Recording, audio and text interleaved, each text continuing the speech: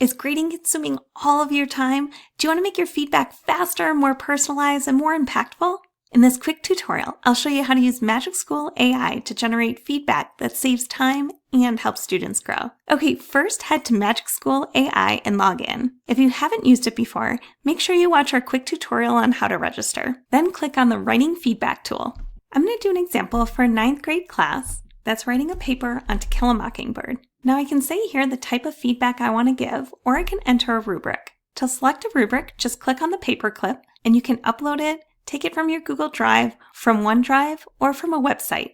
I'll attach the rubric here, and then it asks if there's any additional instructions I'd like to give for feedback. Remember, the more specific you are, the better of a job and more accurate of feedback it will be able to give. MagicSchoolAI also lets you choose the tone of your feedback. You can say to be kind, constructive, encouraging, or direct. You can also adjust for grade level, subject, or even choose whether the feedback is for student, parent, or teacher report. I'm going to give specific feedback for each section, and I'll paste it here. Then I can either attach their assignment, or I can copy and paste it right here, and then click Generate. Once it generates the feedback, review it and make sure if there's any tweaks that are needed.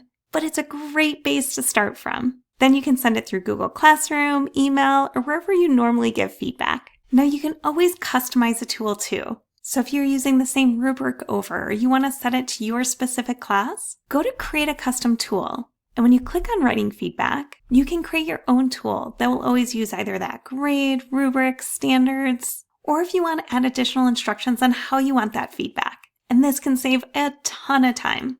And that's it. Try it with a few assignments this week and watch your grading time shrink. My name is Jen from Happy Teacher PD. Please subscribe to our channel to get more time-saving tips, teacher hacks, quick wellness ideas, and everything you need to make teaching a little easier and a lot more enjoyable.